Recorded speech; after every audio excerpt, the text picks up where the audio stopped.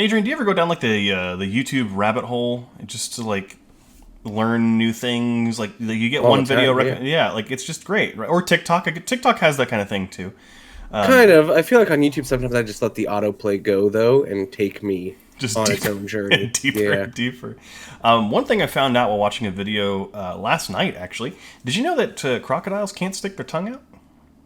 I didn't, but I mean, obviously they probably have tongues, but I never thought about it. I'm sure they do. I mean, it looks like it's just kind of like flat in there, but I feel I like their mean, mouth is longer than their tongue is the problem. that, they're trying to like tease someone, be like, nah, but they can't. But anyhow, off of that weird fact, welcome back to the Drive Back Podcast. My name is Garrett, And I'm Adrian. and today on the show we've got a back-to-back, which is what, Adrian? That is where two movies are either sequel or they're like two variations of each other, but not quite a franchise. So only two in the series. Little bit of a whoopsies on this one that we didn't really think about. This one probably could have fallen into a franchise, but we're closing it out here with this back-to-back, and you'll find out what that is in just a second. Yeah, exactly. We are atoning for a past mistake. That is going to be a couple months back. We covered the movie Poseidon, which was one of my favorite episodes to record, just because we had a lot of fun with that episode. We'll see if an award that Adrian gave out last time will carry through to this movie. But without further ado, we're going to go ahead and jump right in. We got two movies to cover today. The first film is The Poseidon Adventure. Released in 1972, it was directed by Ronald Neame and stars Gene Hackman, Ernest Borgnine, and Shelley Winters. 9 people explore a cruise ship at sea in a manner that turns their whole lives upside down. It was nominated for 7 Oscars, including Best Original Score, Best Film Editing, Best Sound, Best Costume Design, Best Art Direction, Best Cinematography, and Best Supporting Actress for Shelley Winters. It won 1 Oscar for Best Song, Best Original Song, as well as a Special Achievement Award for Visual Effects, which I feel like for 1972, this movie has really good like visual effects and stunts, and Yeah. it comes from a time when there were films in Hollywood like The Towering Inferno and Volcano and things like that that were getting awards attention because they were made by really well-respected directors at the time. Yeah. Which we don't see that anymore. I mean, Moonfall's not going to make the Oscar shortlist. Let's be real. But this is pretty much the same exact movie. I mean, no spoilers here, but it's really the same movie as Poseidon. Like it's Yeah, I think that definitely. I mean, the plot kind of lines up, but I do think this movie it does differentiate itself a lot in terms of the cinematography. I feel and the way that it's paced. Huge differentiators for me. What did you think?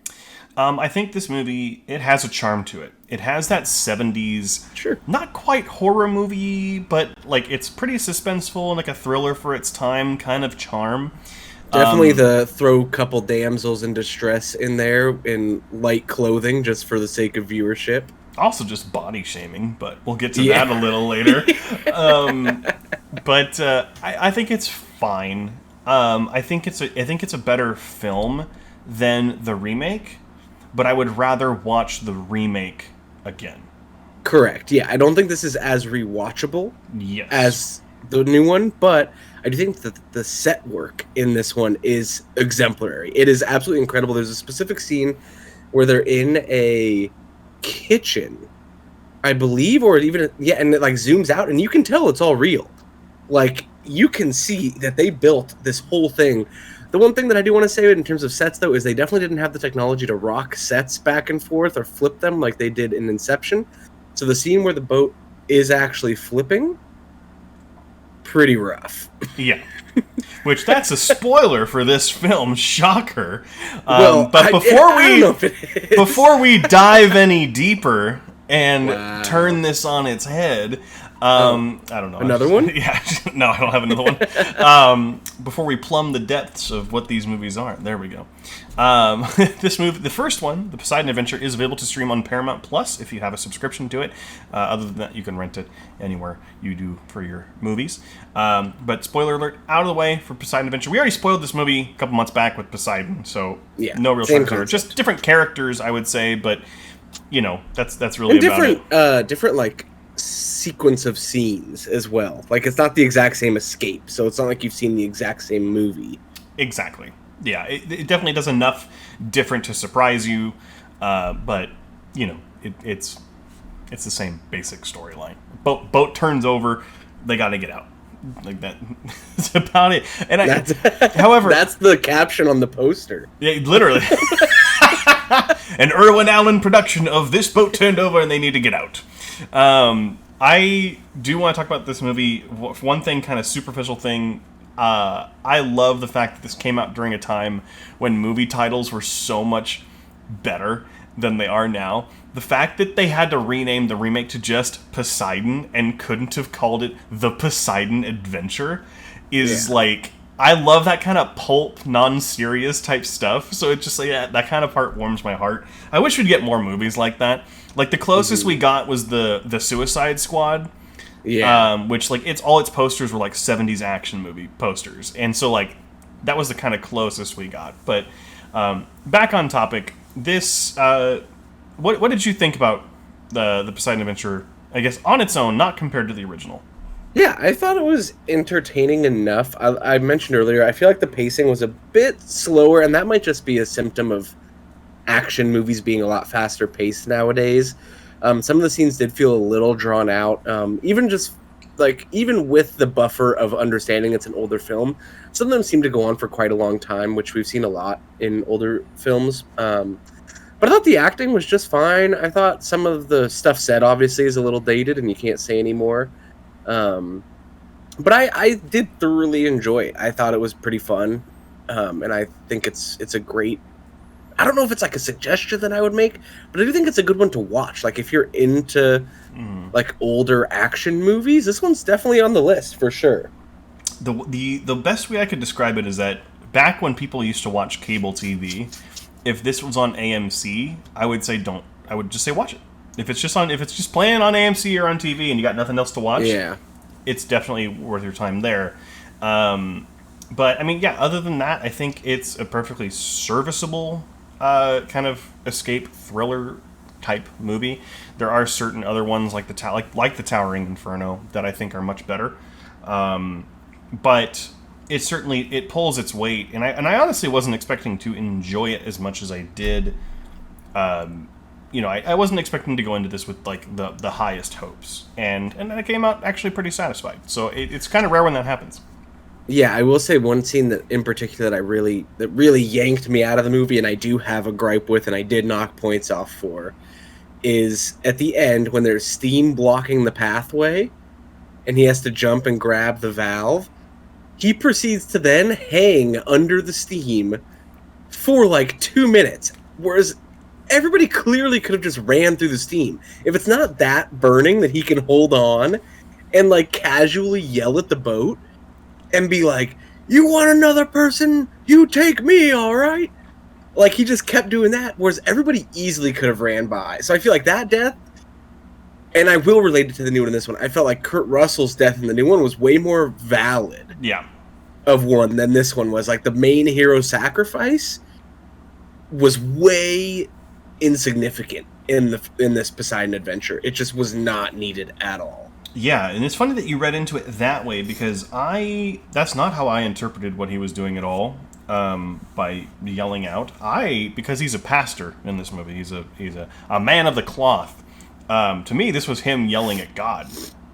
Sure. Kind of like a religious sort of moment, and then, the one time a prayer is answered, apparently, God's like, okay, sure, boink, and then just knocks him off the valve. He lets go. Yeah, whatever. I tuned out during that whole sequence. I was just like, the fact that Gene Hackman can hang on for more than 15 seconds is already unrealistic. No, he was definitely standing when they were filming. He's just like, oh no, I'm dangling, and kind of just like moves back and forth to feel like it's like that thing when you're too tall for the monkey bars, but you can still like walk and do it. Yeah, exactly. You're just like, I'm so strong. But I just thought that whole thing was pretty ridiculous. Like that death made no sense. The fact, had he like tried to grab it and hit a button to turn it off and then died, that would have made more sense than like literally standing in the steam that no one could get by Yeah. and being totally fine. Like, I just thought that was a really ridiculous scene altogether. Yeah, it was pretty darn ridiculous. I also, one of my biggest complaints with this movie is that it wasn't really in the original either, or the remake either. I'm gonna keep mixing that up. There's no reason for me to care about any of these characters. Yeah. I like, cool, your main guy is a priest. You've lost me there. Like, you got a kid that's really freaking annoying. Cool. Both you of lost them me have that, there. yeah. Like, it's not any interesting. That whole fight with his sister in the bedroom. Shove it! You don't have to say that to me. Shove it, shove it, shove it, shove it, shove it. And it's like, Slams really? the door. Like, this is clearly the 70s, and you couldn't think of anything better. But I do want to point out the one thing this movie and other movies of its time get right, and that's because there's for visual effects goes, there's no CGI back then. Like, everything's done in camera, miniatures, compositing, things like that. So, like, when the boat's getting jostled around in the sea, it's a really cool miniature shot. I love miniature work in film. But there's a sense of, like, actual danger in 70s movies, or like actual, like, when people are just like dying in the ballroom, it's like, oh boy, like it just, I don't know, it's just weird. Well, and like the water, like the set is actually on fire. Yeah. Like there's actual there. I mean, yes, it's all safe, and at least to an extent, but yeah, you could get burned. There's real fire there. Oh yeah, 100%. But yeah, I mean, it's just a weird. It's just kind of a weird palpable sense of danger. But what did you want to say? I did want to talk about the scene you just brought up, though. There's the boat flipping scene. I mean, they couldn't even, like, tilt it. I mean, I know the technology didn't exist, but they couldn't even, like, build a tilted set. I feel like there's all these people shaking back and forth, and then you see, like, all these wine glasses just dead still on the table. And, like, all the chandeliers and everything, like, not even moving. And then everyone's like, oh, you gotta catch me, Kenny! And, like, being thrown into... It's just really overacted. And, I mean, I will tell you that I guess watching this back then, I'm sure it felt really crazy. Like, that was probably a crazy scene. Yeah. But watching it after having seen any modern movie, like even Titanic, I won't even reference the regular Poseidon, but, like, or The Guardian or any boat movie, it just doesn't feel the same as watching a set actually flip in real time. Yeah. So, just a little lackluster on that whole scene. Yeah, but it is a product of its time, and I think totally. that is definitely there too. Also, the fact that Leslie Nielsen is in this movie just to get, like, thrown into the washing machine is really funny. Yeah. They're basically like, you're going to put this boat on a high-speed course, and we're going to fire you. And he's like, all right, full steam ahead. And then he's like, did we batten down the hatches? And then literally all the hatches are not battened down because they need to get wiped out. I also thought another weird... I mean, she was in it for a lot longer, but I forget the main girl's... Or I'll say the main girl. Argos? Or whatever his name was. His girl that he was with? The detective character? Yeah, what was her name? Let me look that up real quick. But anyway, while you're looking that up, her death was so uneventful to me that, like, the boat shakes and they're just standing on a platform and she falls off and dies. And then that whole subsequent scene is absolutely atrocious to me. Oh, Linda Rogo? That's the character's name? I guess. Sure. I don't know. Where she dies, and then the whole next preceding scene, the guy proceeds to yell that it's his fault and that, like, he believed in you and you made me have, like, you promised me. And it's like, just because other people have died, like, I'm still getting us out. I just thought that whole argument was pretty ridiculous too. And that's the kind of part that really took me out of the movie is, one, the unnecessary arguing, but two, the really overt use of grandiose speeches. I thought that was really, really overused and unneeded. Yeah, I'm not gonna lie, that sequence when she just fucking dies made me laugh, just like that one sequence in Around the World in 80 Days, where that stunt person just ate it, and literally she just falls, and they're all like, no, my girl, and he literally tries to climb down and get to her, and then it literally just cuts to the dummy sitting in the fire, just like not moving. I don't know why that shot just made me laugh so hard. And he's like, Linda! And then it's like, you just see... I lost my prostitute that I saved, or whatever point they were trying to make. I love how they're trying to hide that, too. And it's like, I saved you from your career when you, like, what's the chance of the guys you know being on this boat? And it's like, just stop dancing around the subject. You can just call her a prostitute. You can call her and then lady like, of the night. I arrested you 8 times so that I could marry you. That's literally what he says in the movie. I forgot all about that. That's so creepy. Yeah. But also, What'd you the full-on Go fat ahead. shaming of the older lady, too. Yeah, unnecessary. Like, mostly from her, though. Like, she did a lot of it herself, too. Like, she's like, I'm too fat to do that. It's like they wanted her... I mean, nowadays, I don't think anyone would even take that role if that was the script. Like, can you imagine reading that nowadays? And it was like, okay, yeah, you're perfect for the role. And then the first line that you have is something like, wow, I'm just way too overweight to fit down that hallway. Oh, boy, I just can't stop eating these beignets. Oh, my God, I could eat more. I don't know why it's that accent, but... what were you going to ask about what I thought about? I don't really have anything else. Do you have anything else to add? Not really. I think it's just a fun, kind of like mindless, another kind of disaster movie. I would say, again, it's a better film than the remake, but I would rather watch the remake again. Yeah, agreed. So, but let's move it on to some final thoughts. Adrian, what do you got for some final thoughts? Sure, yeah. I don't think I would recommend this to anybody. I think I'd recommend the more recent remake over anything. But it is watchable for sure. It definitely doesn't miss too much. A bit slow for today's pace. And I don't remember what I gave the first one, but I gave this one a 65. All right. I said this is a fun and impressive movie for its time, even though some of the performances are a little wooden, and there's a complete lack of reason to really care about any of the characters, especially when you're laughing at one of them fall from the rafters into a burning hot plank of wood, apparently.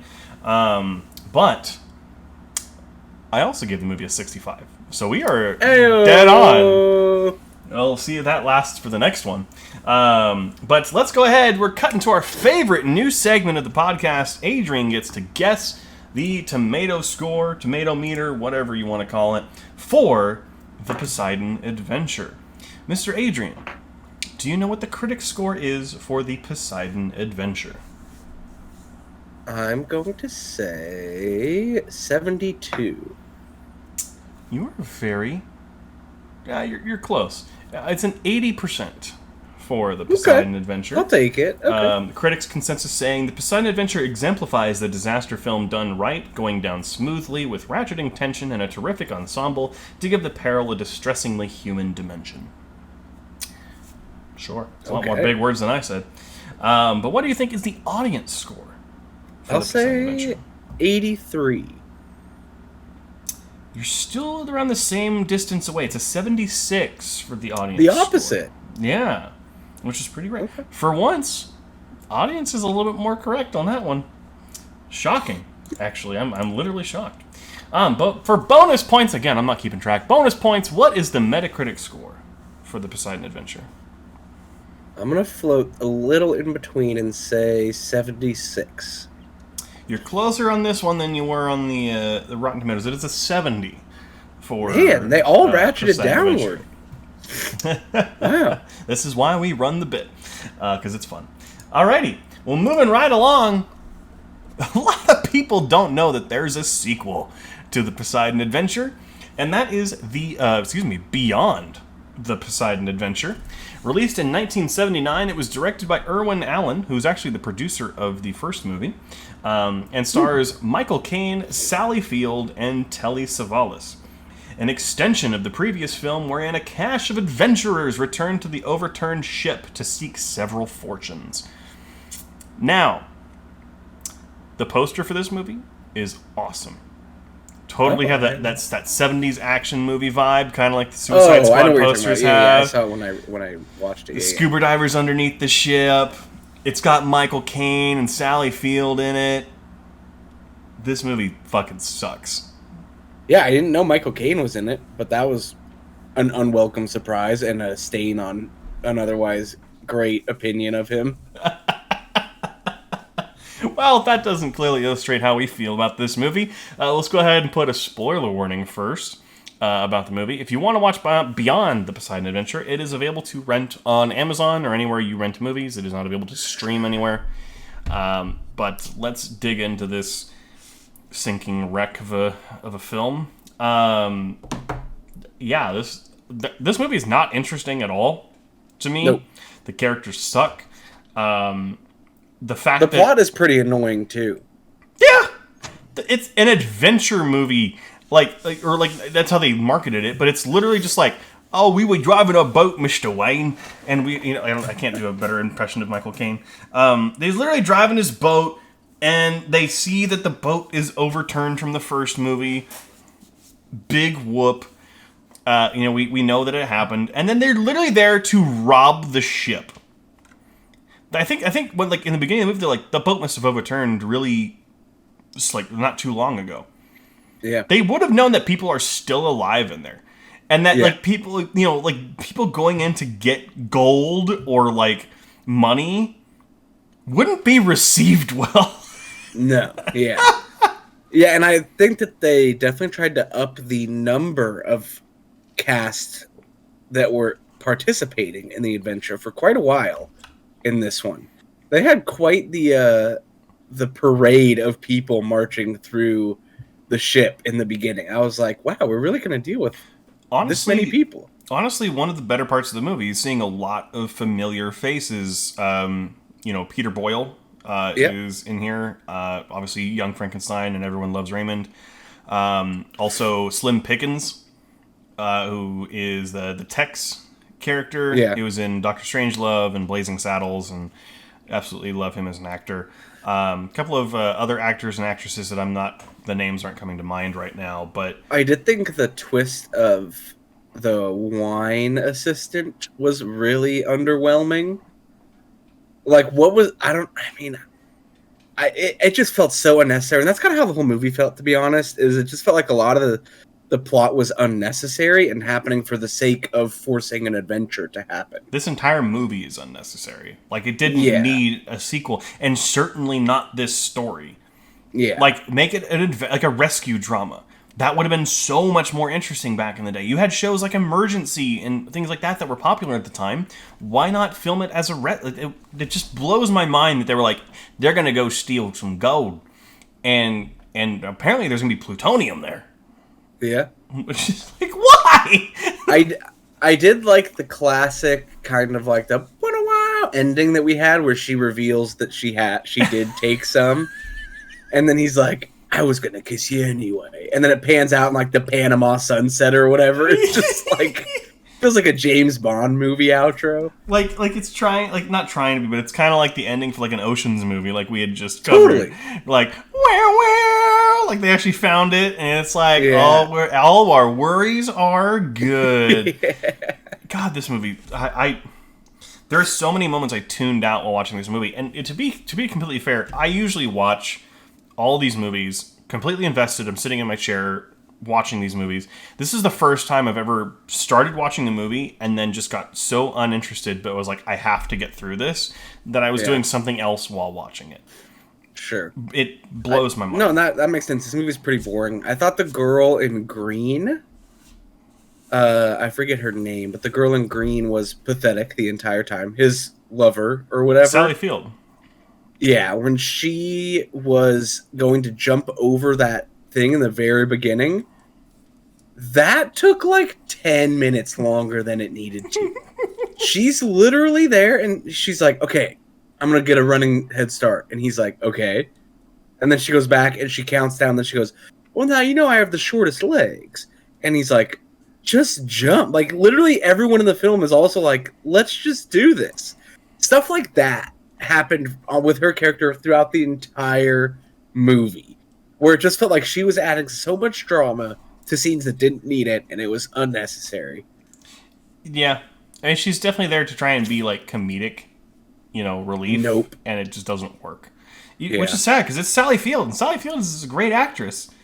And I love her in a lot of the stuff Michael Caine. And so is Michael Caine. I don't know what went wrong here. This is clearly before any of them took their jobs seriously, I'm assuming. I guess.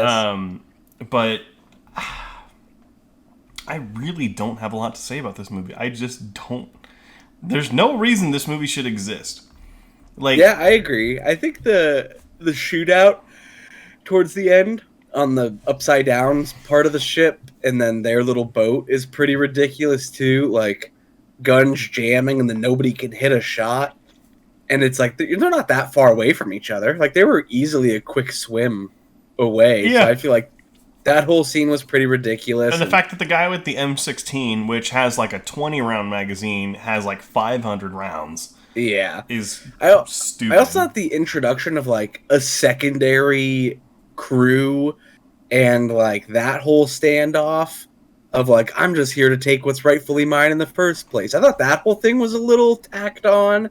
Yeah. I mean, I know it wasn't. Clearly that was part of the script, but like the whole thing just feels unnecessary and every part of it feels unnecessary. It's just really a rough film to get through.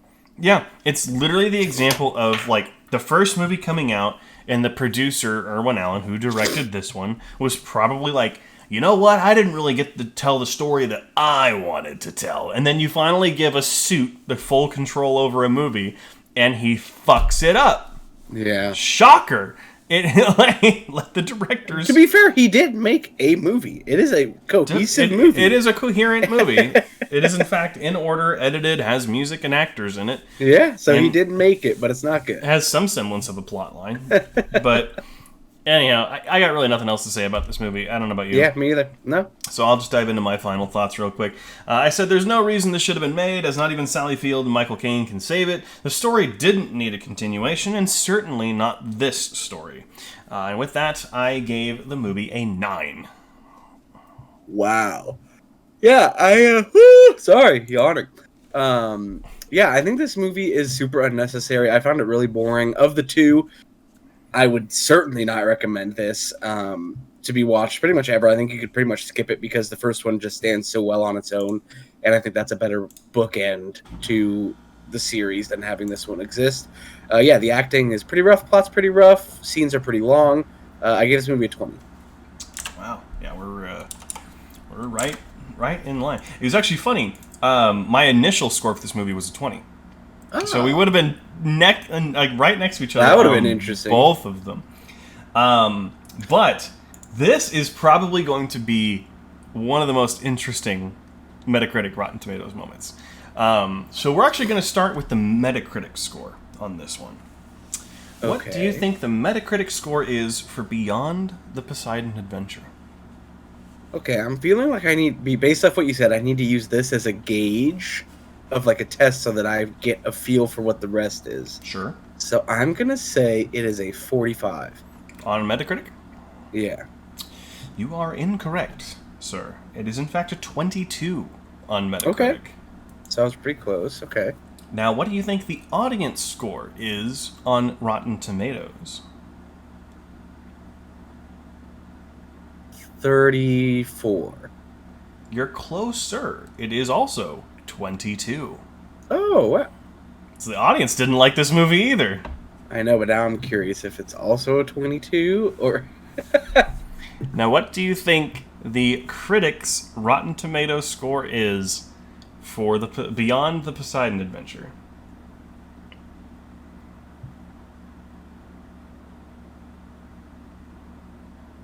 So, critics would have to have given it a 60% or higher for it to be fresh, and I feel like by the audience score being so low, most people didn't. It's not a fresh movie. So I'm gonna say, I'll go for it. I'll go for the trifecta, 22. Incorrect. Okay, wait. I'll take my wrong. Was it 82? 82? Yeah. No. Oh, I thought it might swing in the complete opposite direction. Do you want a second guess? No. Okay. The critics' Rotten Tomato score for Beyond the Poseidon Adventure is 0%. Whoa. Because remember, that just means that 0% of people gave it a positive review. Yeah. So, yeah.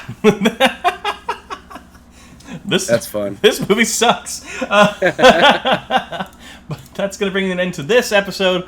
Canceling out the Poseidon Saga. The Poseidon Saga is done now, except for the TV movie that came out in 2005. Finally. But Adrian, did the boat, in fact, win the award again for best No, performance? absolutely not. They used a stunt double. It didn't even do its own flip. There you go. You heard it here first, ladies and gentlemen. The award for best performance for a boat will not carry over through the franchise. It starts with the later one. I gave it once, and it will stay unless a movie can absolutely shock me. Eventually, when we watch Titanic, even that won't come close. No, he dies. Alrighty, well, Adrian, if anyone wants to follow us online, check out what we're doing, peeping on what we're doing, where can they do that? The Drive Back Podcast everywhere. Find us on any podcasting app. Give us a 5-star shout out on the podcast. Apple Podcasts is where those really matter. So if you can go ahead and give us some there if you liked what you heard or you want to hear more of anything, let us know there. And then here on YouTube, we post every Monday as well as extra additional content here exclusively on YouTube. So if you're watching us or you want to watch us, make sure to hit the subscribe button, follow, hit the bell. Again, every Monday, everywhere, and extra stuff on YouTube.